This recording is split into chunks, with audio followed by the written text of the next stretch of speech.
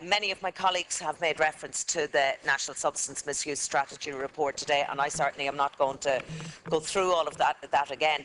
But I must just say, I think you can't read it without being shocked and horrified at some of the statistics in it. And particularly, I'd like to concentrate or to talk about briefly about the statistics related to young people, where more than half of 16-year-olds have been drunk, and 1 in 5 drinks weekly.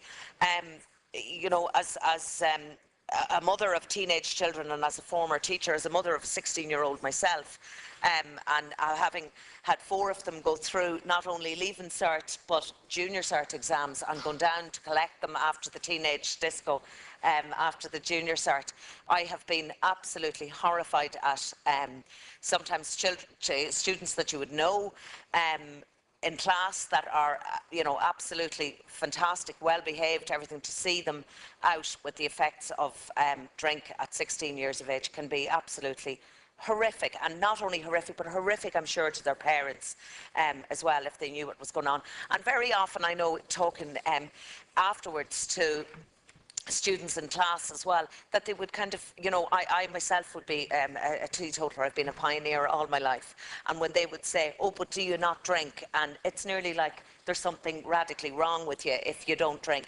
And they get, you know, very even at 18, sometimes they can be remorseful for the drinking and for starting to drink at 16.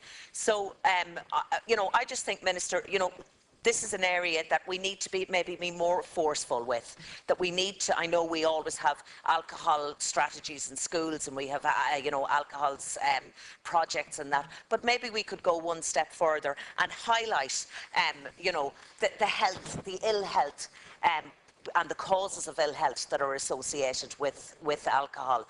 You know, maybe another thing, and I'll just throw it out, would be to maybe raise the legal age for drinking up to 21. When people are more adult, when people can, you know, make better decisions for themselves, you know, as opposed to the 18. Maybe that would do something. I certainly would be in favour of that. But I do think that we need to be more forceful, as I said, in highlighting just how much a young person's life can be adversely affected by it. And, you know, I think when they look at it and look at the World Health Organization and what they consume or consider to be risky drinking or binge drinking has been 75 grams of alcohol on a single drinking occasion, at least once a month. That's 4 pints of beer or 7 pub measures of spirits or a bottle of wine. And I know that there are many young people who would be shocked to hear that this is, you know, that they are being classed as binge drinkers every time they go out or even to stay in. The teenage years are considered to be a time when lifestyle patterns are established. Starting to drink at an early age increases the person's chance of developing problems with alcohol use in later life.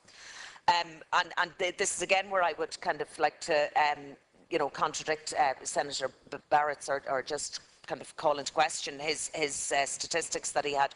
According to the European School Project on Alcohol and Drugs, Irish children report being drunk more often than those in most other European countries. 26% in the last month in Ireland, in comparison to a European average of 18%.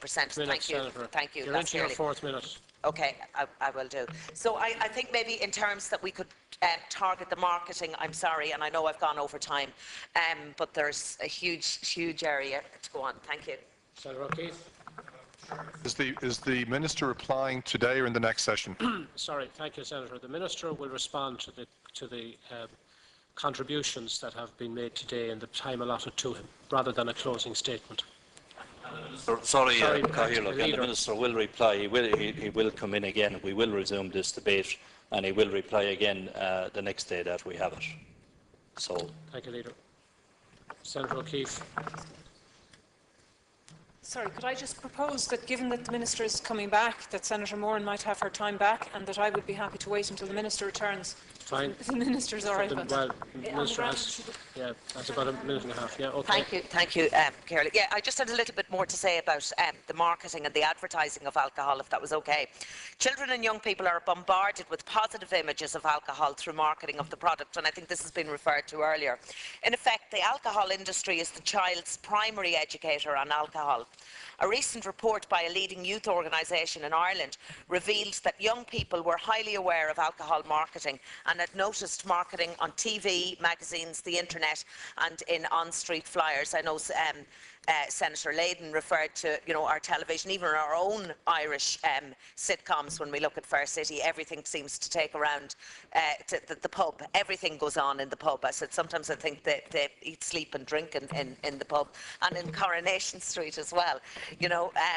But to say that children and young people are not influenced by alcohol marketing is equivalent really to saying, in my opinion, that they suddenly wake up and begin to see and hear on their 18th birthday. They're constantly absorbing information and are the primary users of new media.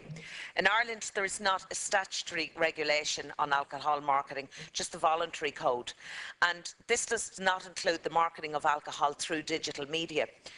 Besides advertising, children are targeted marked through sponsorship of sporting and music events, promotions or offers of alcohol brand.